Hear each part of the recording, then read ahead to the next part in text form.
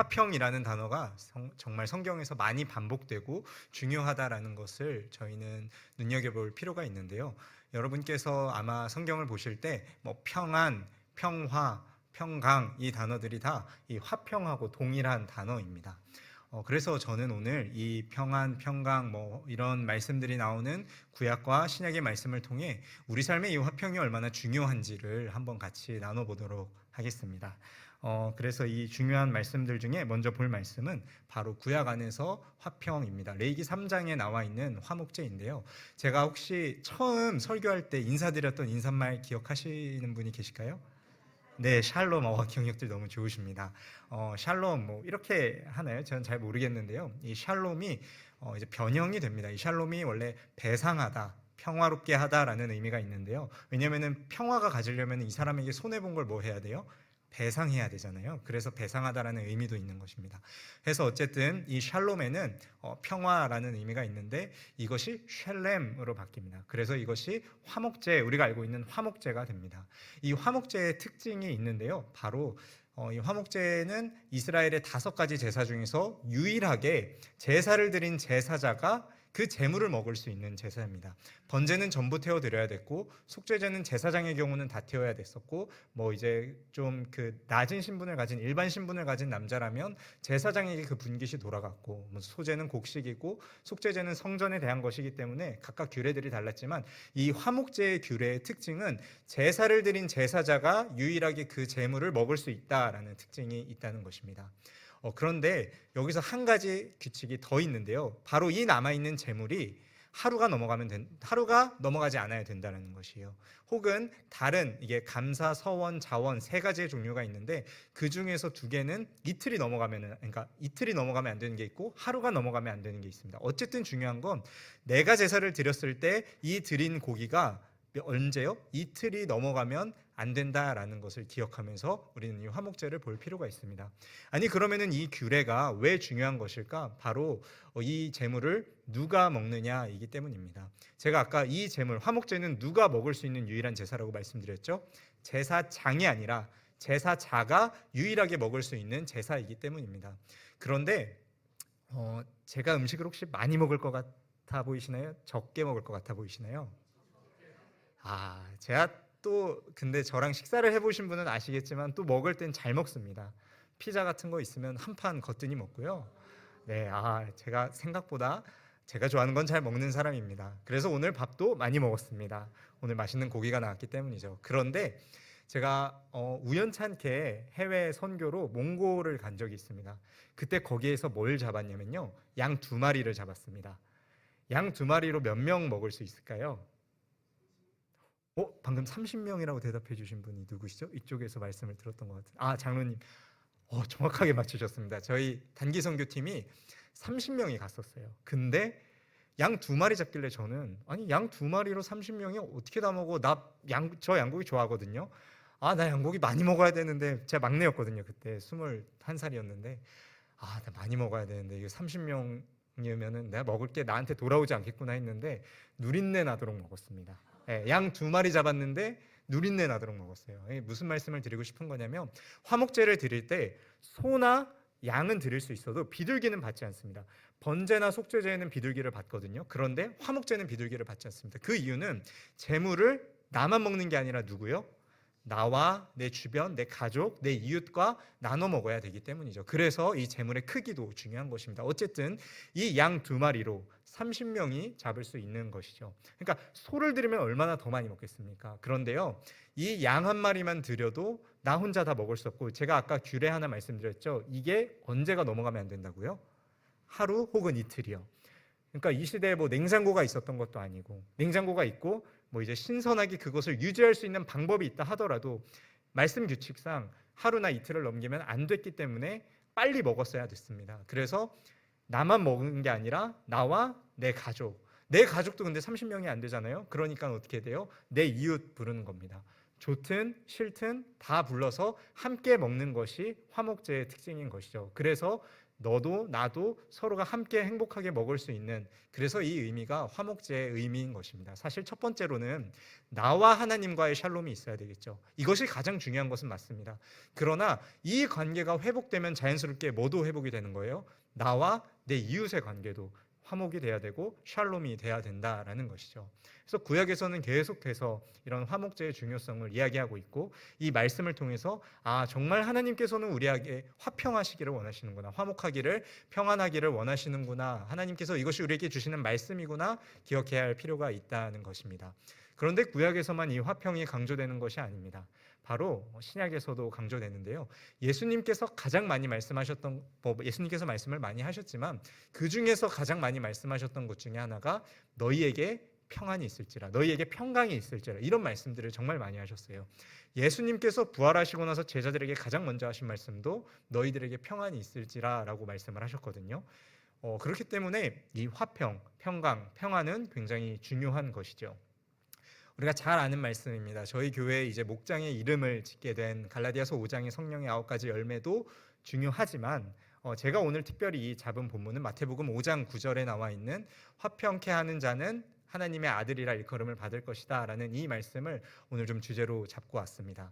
이 말씀은 정말 중요한데요. 왜냐하면 마태복음 5장에서 7장은 예수님께서 특별히 산에서 가르치신 모음집이에요. 마태복음은 설교 모음집이라고 생각하시면 되는데, 그 중에 5장에서 7장은 산에서 예수님이 말씀하신 설교 모음집입니다.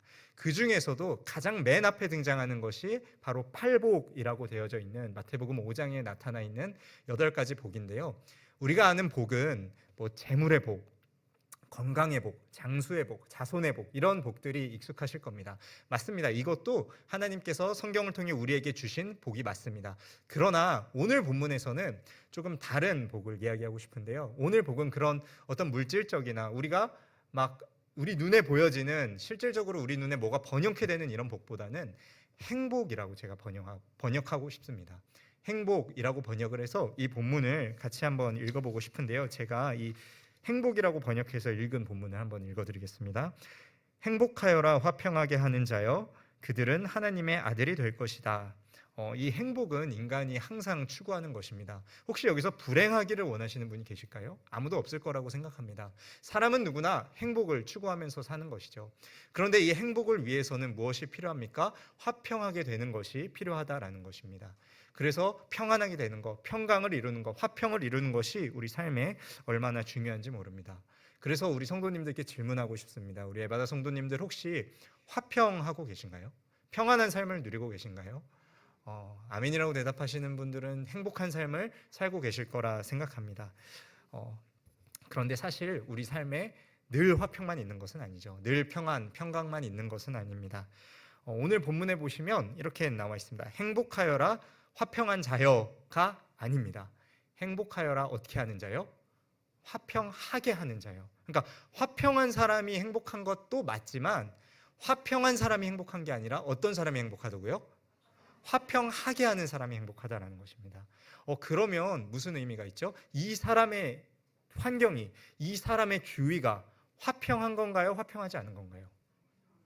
아직 화평하지 않은 거예요. 자, 화평케 한다는 것은 반드시 전제 조건이 필요합니다. 어떤 전제 조건이 필요하죠? 이 사람의 지금 있는 환경이, 이 사람의 지금 상황이, 분위기가 어떻다는 거죠? 화평하지가 않다는 거예요. 그래서 이 사람의 상황이 화평하지 않기 때문에 뭐 하는 거예요? 화평하게 만드는 것이죠. 평안하지 않기 때문에 평안하게 만드는 것입니다. 제가 아까 말씀드렸죠. 화목제 왜 드리는 거라고요? 하나님과 나의 사이가 어떻기 때문에 화평하지 않아요. 그런데 서먹해요. 마치 연인이 싸운 것처럼. 제가 아직 결혼은 안 해봤지만 부부가 싸운 것처럼. 제가 제 친구들은 결혼을 해서 지금 벌써 한 5년 차, 7년 차 이렇게 결혼을 해서 살고 있는데요. 그렇게 서먹할 데가 없대요. 싸웠는데 집에 가야 되는데 집에 안 간대요. 원래는 데이트하고 싸우면 나도 집에 가고 얘도 집에 가야 되는데 나도 집에 왔는데 내 집에 얘가 누워있대요. 이 이야기들을 한다고 합니다. 저는 아직 잘 모르겠어요. 근데 무슨 느낌인지는 알 것 같아요. 제가 어머니랑 이제 조금 좀 싸우고 서먹하면 같은 집에 있는 게 좀 불편하거든요. 이런 것처럼 화목하지 않기 때문에 뭐를 드리는 거예요? 화목제를 드리는 거고, 화평하지 않기 때문에 오늘 성경 말씀은 우리에게 화평케 하는 것이 의미 있다고 이야기하는 것이죠. 이처럼 우리 삶이 화평하지 않기 때문에 우리는 어떤 삶을 살아야 합니까? 화평하게 하는 자가 되어야 된다라는 것입니다. 그런데 사실 힘들잖아요. 피곤하잖아요. 서먹한 사람, 그냥 풀지 않고 그냥 이대로 지내는 것도 괜찮지 않을까? 이런 생각 좀 드실 때 있잖아요. 내가 굳이 또 굽혀가면서, 내가 굳이 애써 힘들어가면서 내가 이렇게까지 해야만 될까? 라는 생각 드실 때 있잖아요. 그런데 오늘 성경은 이렇게 말하고 있습니다. 화평케 하는 자는 어떤 존재가 된다고요? 하나님의 아들이라 일컬음을 받는다라는 것입니다. 반대로 이야기해 볼까요? 우리는 믿는 자잖아요. 죄인에서 하나님께서 의롭다 말씀해 주셔서 구원받았고 예수 그리스도와 동등한 자격을 얻어서 하나님의 자녀된 사람들이잖아요. 그런 하나님의 자녀된 우리는 마땅히 그러면 무엇을 이루어야 되는 겁니까? 화평을 이루어야 된다는 것이죠. 하나님의 아들은, 하나님의 딸들은, 하나님의 자녀들은 당연히 무엇으로 가야만 됩니까? 화평케 하는 자가 되어야 된다는 것입니다. 왜요? 화평케 하는 자가 하나님의 아들이라 일컬음을 받는다라는 이 이야기는 바꿔서 말하면 하나님의 자녀인 우리는 그 화평에 이르도록 하는 수고가 있어야 하기 때문입니다. 화평케 하는 자, 하나님의 자녀된 자, 우리는 이 사실을 기억하면서 나아가야 됩니다. 여기서 화평, 평화, 평강이라고도 말하는 헬라어 에이레네는요, 하나 되게 함에 있습니다. 너와 내가 아니라 우리가 되는 것에 기적이 있는 것이에요. 교회가 사실은 아까 담임 목사님께서도 말씀해 주셨지만 저는 우리가 이렇게 모여서 예배할 수 있는 게 기적이라고 생각해요. 고향 다 다르지 않습니까? 세대 다 다르지 않습니까? 성별 다르지 않습니까? 한 엄마 뱃속에서 자란 자녀들도 그렇게 다른데 그렇게 다른 우리가 주 안에서 뭐 되는 거예요? 하나 되는 거잖아요. 예수 그리스도로 하나 되는 거잖아요. 예수 그리스도 안에서 우리가 화평을, 평강을 누리는 거잖아요. 그래서 이런 기적이 이미 우리에게는 경험되어지고 있다라는 것이죠. 그렇기 때문에 우리 또한 우리의 삶의 자리에서, 우리의 가정에서, 우리의 직장에서, 우리의 일터에서, 또한 학교에서 화평, 평강을 이루어야 된다라는 것이죠. 그런데 사실 이게 참 쉽지 않습니다. 잘 되지 않습니다. 저조차도 설교를 이렇게 하지만 목사님 가정은 화평하세요? 목사님 공동체는 화평하세요? 라고 물어보신다면 당당하게 네 그렇습니다라고 말할 수가 없어요. 아마 이 설교 듣고 계신 저희 어머니 아버지도 웃고 계실 거예요. 아유 집에서나 잘하지 뭐. 참 그런데요. 저도 부끄럽습니다. 그런데 포기하지 않고 우리는 화평을 이루어야 된다는 것이죠.